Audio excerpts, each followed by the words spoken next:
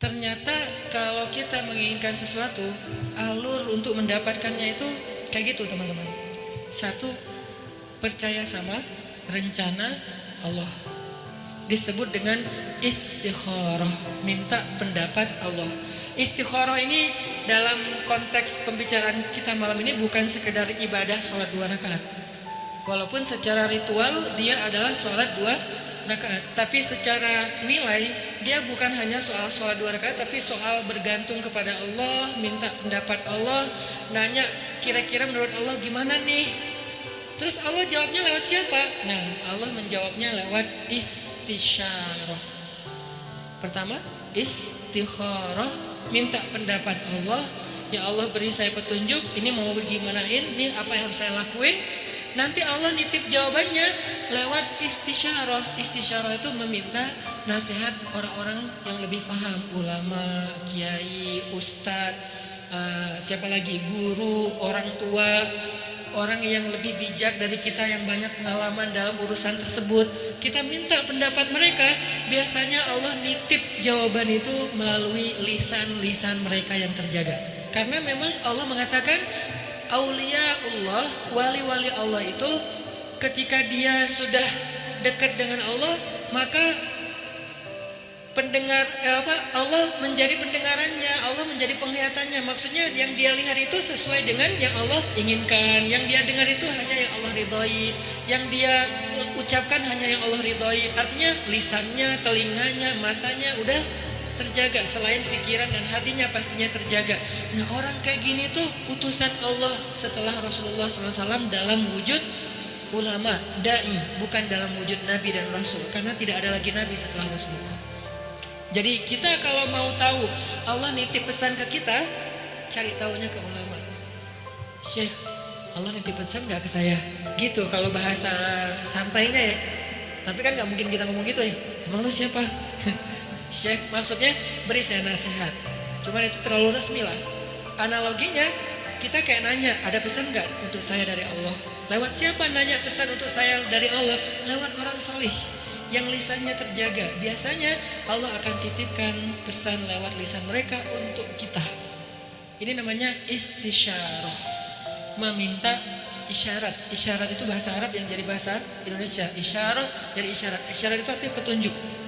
Jadi kalau ada yang ngasih isyarat berarti ngasih petunjuk. Itu arti sebenarnya dari isyarah. Jadi istisyarah meminta isyarat atau meminta nasihat yang sifatnya menunjukkan jalan mana yang baik yang harus kita jalanin. Karena Allah gak bicara langsung kepada kita dalam bahasa wahyu kecuali apa yang sudah diwahyukan di Al-Quran. Karena yang bicara langsung dengan wahyu itu kan hanya para nabi. Kita kan gak bisa langsung wahyu turun dari langit, saya baru dapat wahyu, gak bisa kan. Kadang-kadang kita kayak kegeeran gitu, saya baru dapat ilham, padahal bukan ilham gitu kan. Ilham dari siapa dulu nih? Bisa jadi ilham dari waswasus syaitan. Siapa tahu ilham kita tentang komen, tentang caption, tentang postingan, tentang repost, broadcast, itu bukan dari Allah, dari setan, karena tidak terjaganya kita. Kalau para ulama, insya Allah mereka terjaga, Allah yang jaga mereka, sehingga insya Allah ilham mereka itu nggak dari mana-mana. Apalagi mimpi ulama itu adalah benar. Mimpi Nabi wahyu, mimpi ulama benar. Itu satu tingkat di bawah para nabi. Bahkan disebutkan mimpi ulama adalah satu bagian dari 70 bagian kenabian. Nabi itu kan punya banyak bagian kenabian, nubuwah namanya. Nah, satu bagian dari 70 bagian itu adalah mimpi yang benar dari seorang ulama atau orang soleh. Sehingga saya merasa bahwa minta nasihat dan minta doa dari Habib Ali Zainal Abidin itu bagian dari isyarah. Setelah itu ini nggak harus berurutan ya, istikharah, isyarah itu nggak harus berurutan, bisa yang mana yang memungkinkan duluan. Akhirnya kemudian saya istikharah, minta Allah, ya Allah saya pengen ketemu Nabi. Pas umroh ternyata bisa ziarah Nabi di depan makam Nabi. Selain sholawatan, saya ngomong gitu semampu saya, walaupun sebetulnya malu gitu mau ketemu Nabi. Kenapa? Amalan kurang, sholawat kurang, ujuk-ujuk datang minta banyak request gitu kan, kayak ngerasa nggak pede. Tapi mau ke siapa lagi? Meminta nasihat dalam bahasa kayak apa ya? Kayak orang lagi berkunjung gitu. Walaupun pastinya doanya kepada Allah. Jadi saya bukan berdoa kepada Nabi ya, berdoa kepada Allah. Cuman lagi ziarah tuh kayak ngomong gitu. Sebagaimana Nabi bicara dengan Khadijah ketika ziarah makam Khadijah. Ya Rasul, saya gimana ya? Mau gimana ini ya dakwahnya? Udah beres itu masuk ke Raudhah, ya Allah beri saya petunjuk. Doa yang saya nggak pernah tinggalkan, Rabbana atina min ladunka rahmah wa hayyi' lana min amrina rasyada. Kalimat terakhir itu tuh, wa hayyi' lana min amrina rasyada. Ya Allah, siapkanlah untuk saya petunjuk dalam urusan saya. Mau gimana nih kalau bahasa sederhananya? Ternyata Allah beri petunjuk lewat doa tadi para orang soleh, kemudian mimpi, kemudian dapat sebuah kejutan dari Allah yang mungkin sebagian orang melihat kejutan ini sebagai sesuatu yang sedih, musibah, ujian.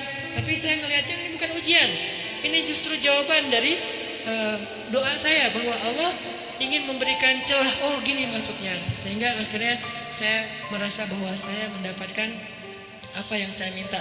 Ini sebagai testimoni orang yang pernah mencoba jalur itu ternyata berhasil. Maka coba deh dalam urusan kita. Gimana? Istikharah, istisyarah, istifta. Apa itu istifta? Istifta dari kata fatwa. Bahasa Arab kalau ada ista, alif sinta, itu artinya meminta. Minta apa gitu. Ini kode gitu. Jadi kalau dalam grammar bahasa Arab pada alif sin ta itu artinya meminta. Jadi kalau istisyarah meminta isyarah, istikharah meminta khiyarah, istifta meminta fatwa. Jadi minta fatwa itu mana? Halal haram, benar salah, hak batil, mana yang harus saya pilih. Nah itu namanya istifta.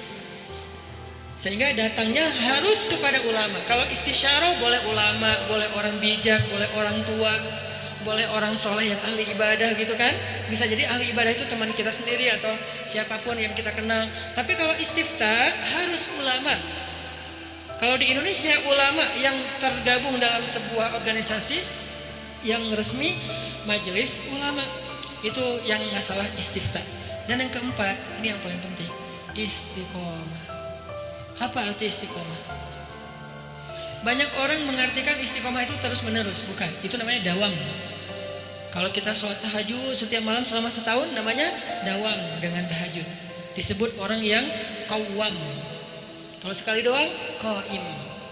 Kalau kita puasa setiap Senin Kamis selama bertahun-tahun, namanya dawam, berpuasa. Disebut dengan shawwam. Kalau sekali doang, shaim. Kalau cewek, shaimah. Nih, berarti soimah ini puasa cowok, puasa cewek, soimah. Kalau udah sering, sawam, sawamah. Kalau qiyam, qaimah. Kalau udah sering, qawwamah. Itu dalam bahasa Arabnya. Nah, itu namanya dawam, terus-terusan, daimun gitu kan. Mereka selalu dawam. Tapi kalau istiqomah artinya bukan konsisten. Dawam itu kan konsisten. Kalau istiqomah itu komitmen. Apa bedanya? Kalau komitmen itu tetap on the track apapun yang terjadi, itu namanya istiqomah.